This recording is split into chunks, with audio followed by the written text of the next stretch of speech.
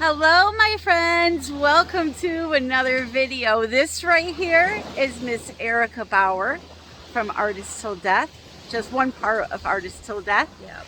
And we are here in beautiful Belize on the art retreat that I've been telling you about. It has been amazing.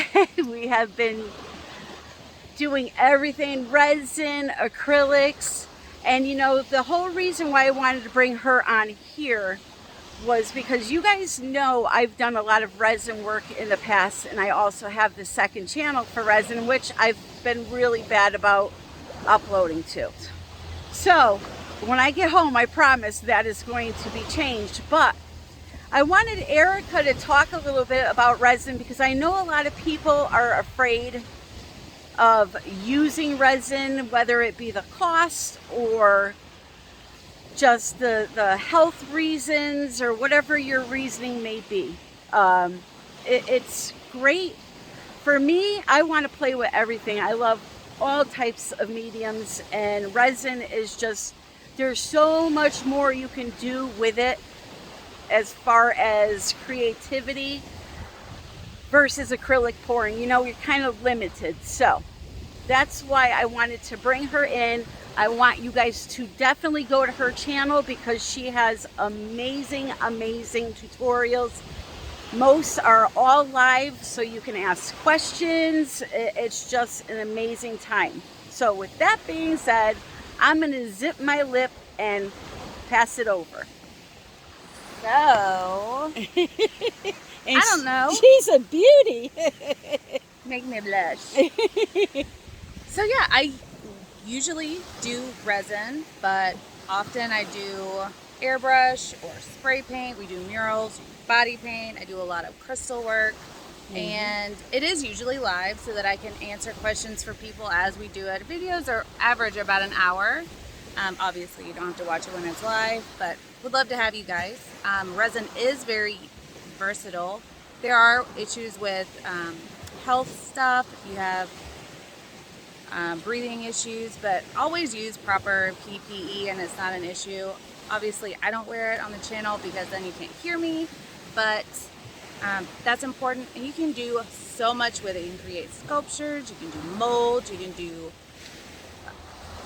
paintings. I'm going tomorrow to do a countertop. It's very versatile and it is intimidating. It's not a cheap medium, but if you factor in the fact that you coat your acrylic pieces anyways in resin, then I think the intimidation factor is lessened if you just mix it one time and know what it is. And you have help because Tammy and I are here to help you. We are. To create beautiful pieces of work. So come on over if you want, and I'll help. That's awesome. So make sure you go over to Artist Till Death on YouTube. I'm going to put the link in the description. It's going to pop up right now in the top of your screen. If you're on a tablet or a cell phone, you can just click on it and you'll go right there. So with all of that being said, let's get on to the video.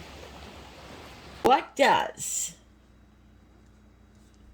1 part paint, 1 part Floetrol, and water to consistency mean? Or what does 70-30 mean? What does, and that would be in the glue and water world. What does ratio 2-to-1 mean? What does it mean? What does it mean? Right? What does it mean? All right. The reason why an artist will rattle this off is because for every paint brand, there is a different measurement. For every paint color, there is a different measurement. So unless that artist for every single video is going to break down and keep track of every single thing that they mix, they're not going to give you the answer. Okay? Now, should they do that? Absolutely not. They should not have to break every single thing down for you. Can they do that? Yes. Do I want to do that for you today? Yes. That will help you understand. But I guarantee you, a lot of these artists that you watch, somewhere in their video feed have done this and broke it down. Have they done it as in depth as I'm going to do it today? I don't know, but you can ask them and they will surely let you know if they have a video where they broke down every single color that they mixed. Because I'll tell you right now, when you see this video, you're going to see that I mixed all of my paints with 1 part paint and 1 part Floetrol, or I'm sorry, well, my measurements for the recipe, I'll explain those after. This was just an example. But when it came to the water, almost every color was a different amount. And that's, you have to think about this, okay? This water was only measured to my 1 part paint and 3 parts of Floetrol that I actually used. Let me change this so I can stop messing myself up, because I used 3 parts today, not 1 part. But when it came to the water measurement that I used in this video, sorry, I got distracted. My daughter came out.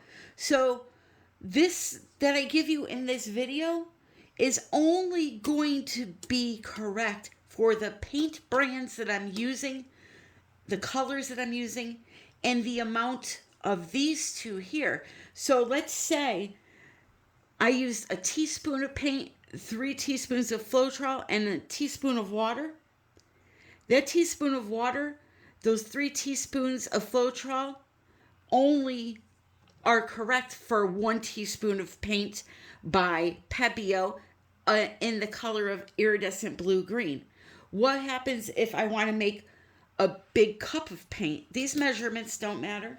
You got to triple them, quadruple them. But what if you're not using the Pebeo iridescent blue-green like I did? It's going to be a different measurement. Not these two, the water part.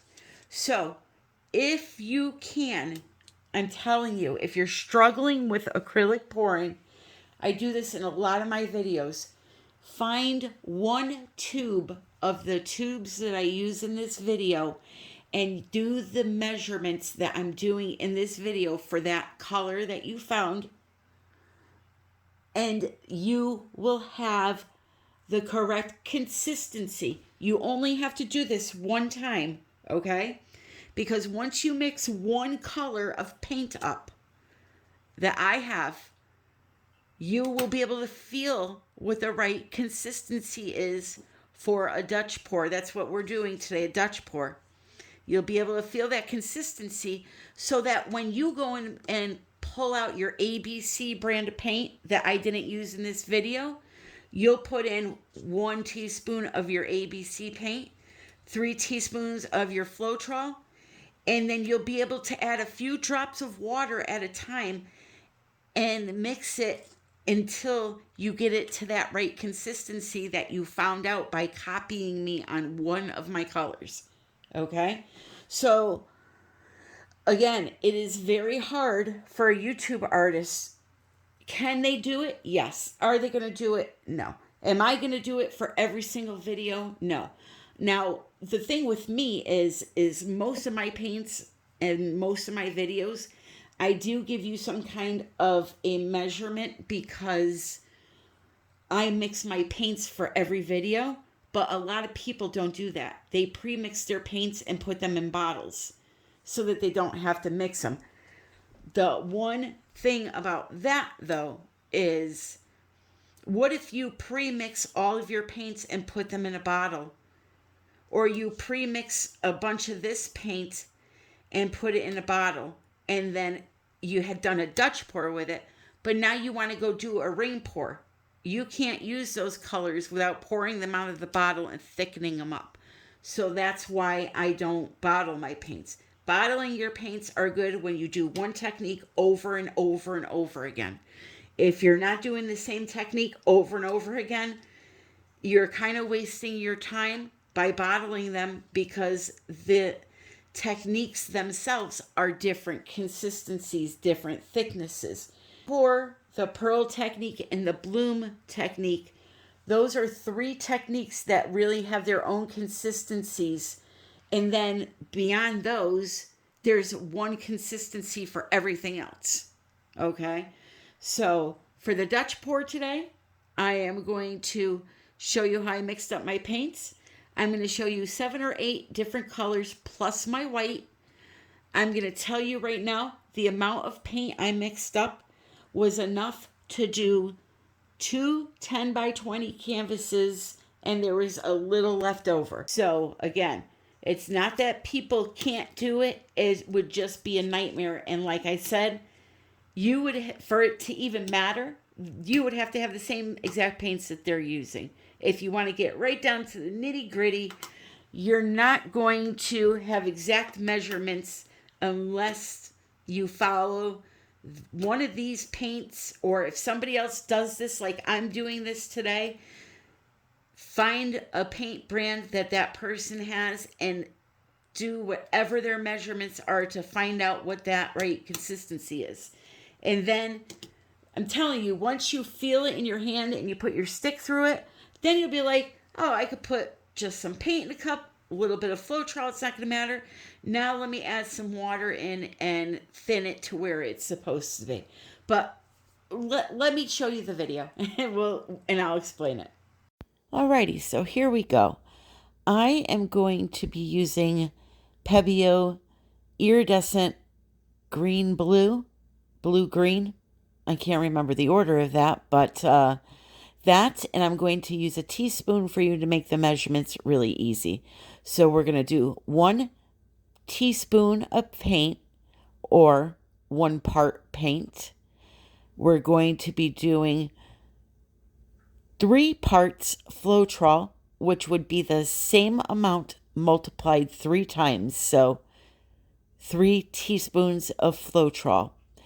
And when it comes to a metallic, I like to start with a half a part of water, because they are deceiving a little bit.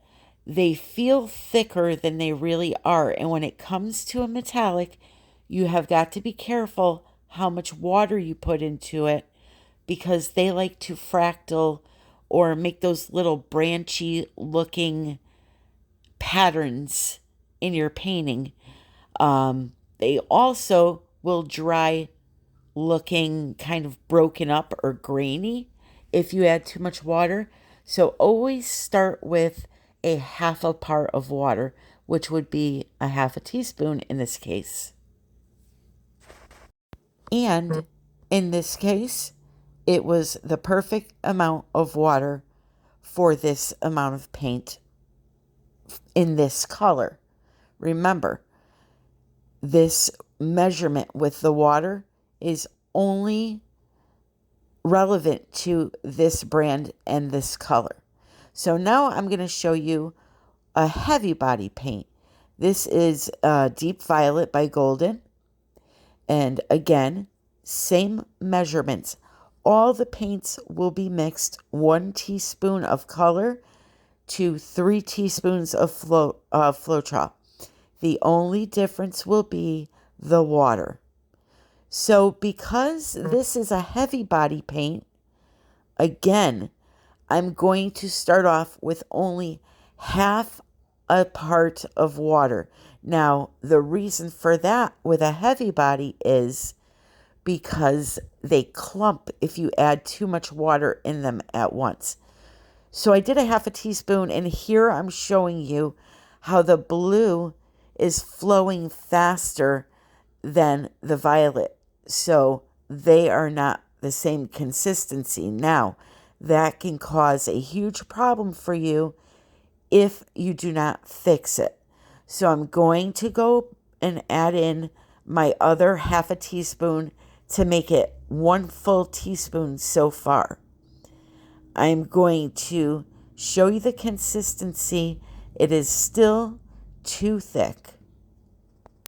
So what I'm going to do is add a half a teaspoon of water at a time until I reach the same thickness as that blue paint that I showed you.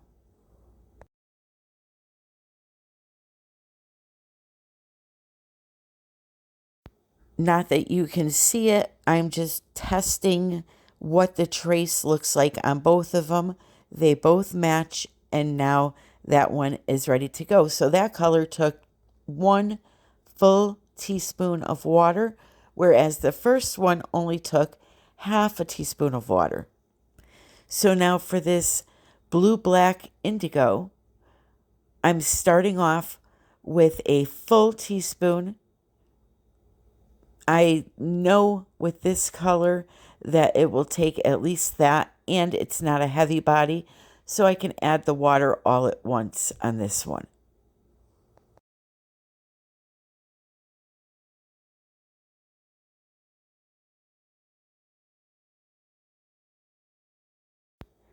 It was a little too thick, so I added in another half a teaspoon of water and gave it a good mix. And this one was perfect. So now on to Try Art's Quiller Violet. This one is also a medium body paint, so I was able to add in a full teaspoon of water all at once. Give it a good mix. And this color needed only 1 teaspoon. And don't worry, I use a couple of common brands here coming up soon. So next is Winter Blue. It is qualified as a heavy body paint, but the consistency for me really feels more of a medium body paint. So I add in 1 full teaspoon of water into this one. Give it a good mix. And it was perfect with 1 teaspoon. Now on to some 24 karat gold by Deco Art. Now this paint, the body is a little more runny than the other paints I've been using, but it is a metallic, so we are going to add in only a half a teaspoon of water at first and then see how it is.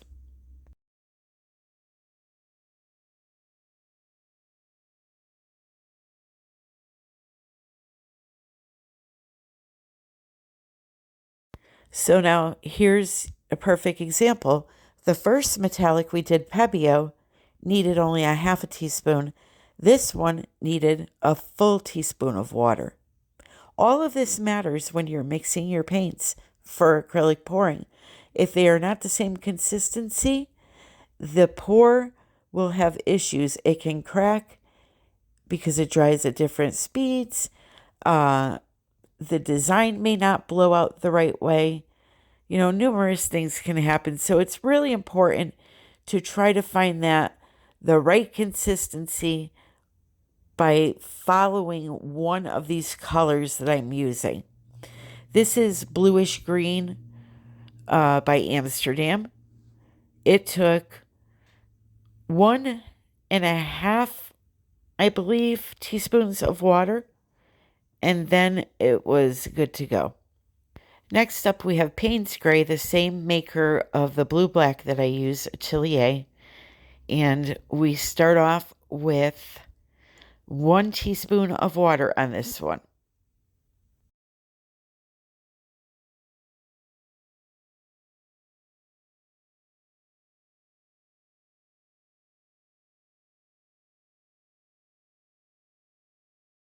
And then we add in another full teaspoon. So now we're up to 2 teaspoons of water. And guess what? We need another half a teaspoon. So this color took the most water of them all. And you would think it would be the same as the blue black, but it is not. So that is why it is so very important to get that water amount correct. So let's talk white paint. We need a big cup, so I'm going to up my measuring spoon. This is a half a cup. I'm going to fill this once with paint, 3 times with Floetrol.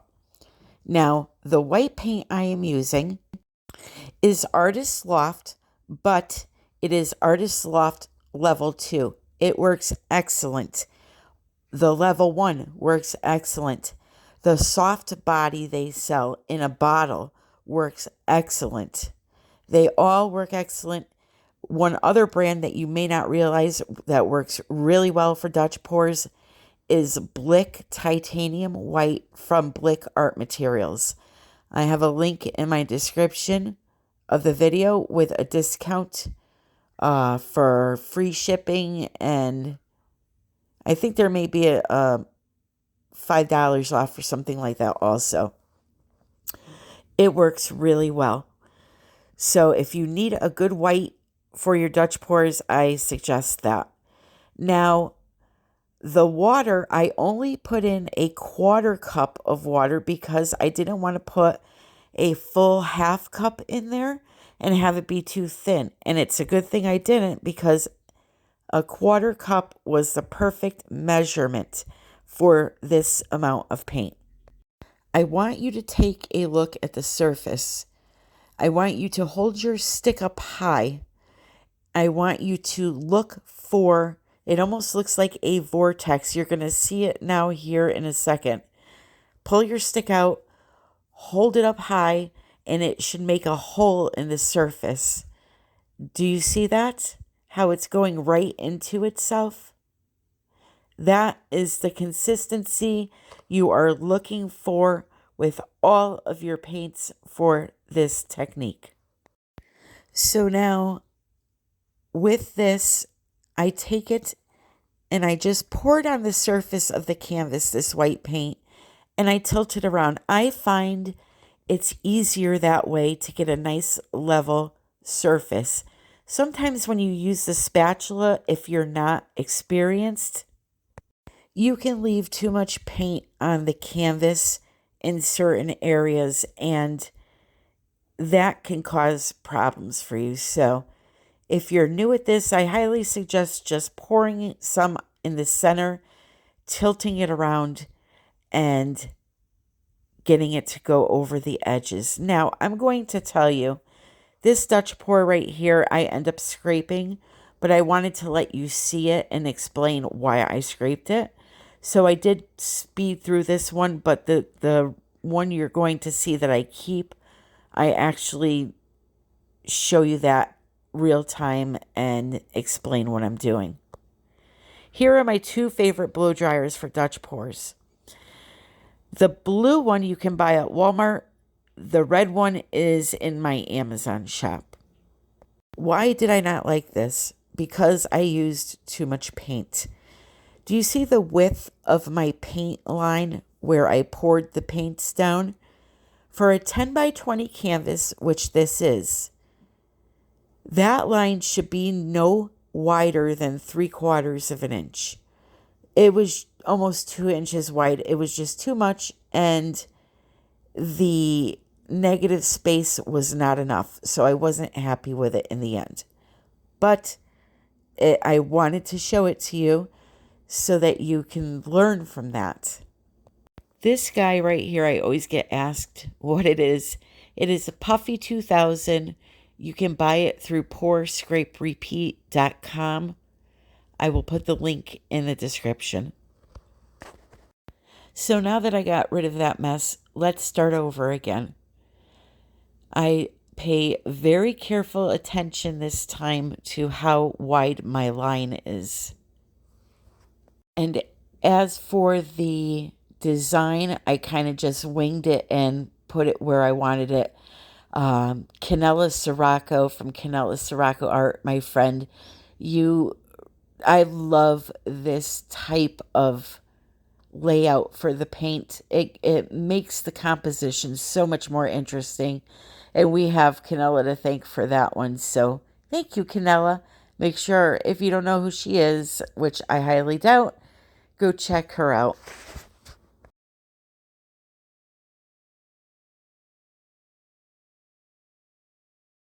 So I'm going to let you watch the rest of this, and I will be back in a few minutes.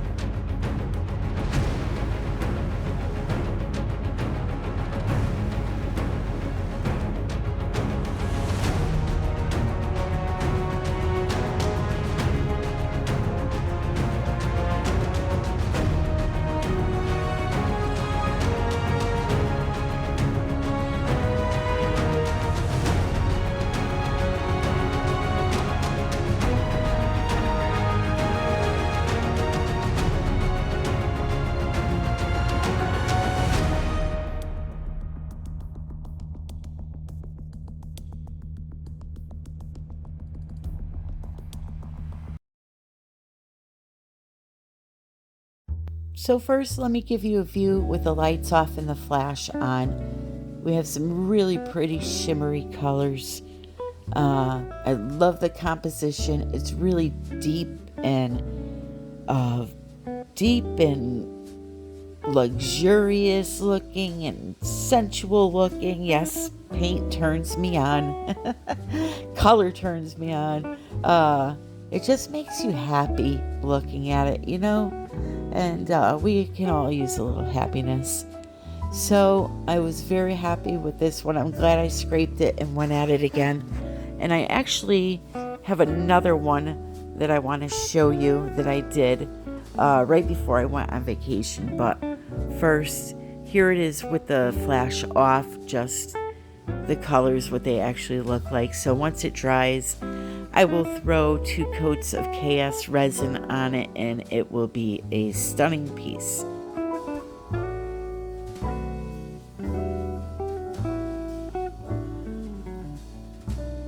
This one here is another 10 by 20 that I did before I went on vacation. That is truly magical. I will show you some different views of it so you can see how those colors really light up. But I love the design on this one, and the lacing is just spectacular. This one is available. You can email me artbytammy@yahoo.com, and we can take it from there if you're interested in it. Before I run out of time, let me just take the opportunity to thank you for watching. I hope this tutorial helped you. If you are struggling, I can tell you that water is extremely important for every technique.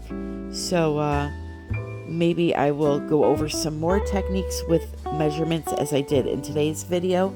If that's an interest to you, just comment below the technique that you're struggling with, and maybe I can put that together for you.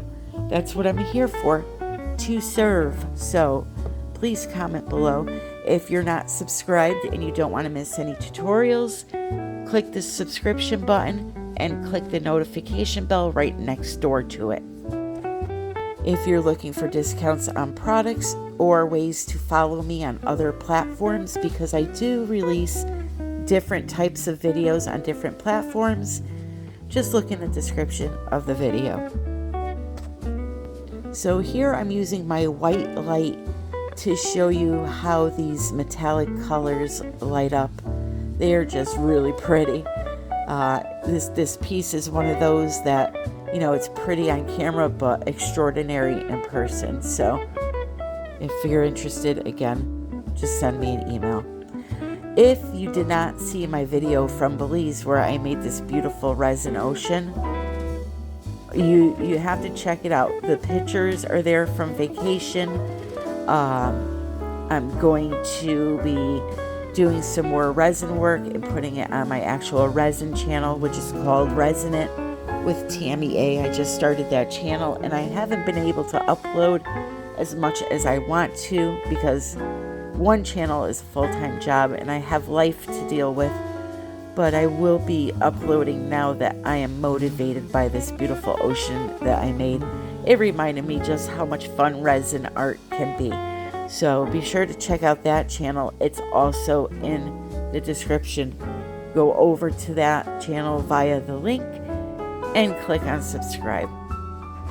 As I said though, even if you're not interested in resin, watch the video before this one just to see my vacation pictures. It was amazing. And this piece is also available. You can email me, ARTBYTAMMY@yahoo.com. Look at that depth. The water, it actually looks real, like you can stick your finger down in it and feel the water. So I'm going to bid you a fair adieu, my friend. I hope you have an amazing day, and until the next time, I love you and happy pouring.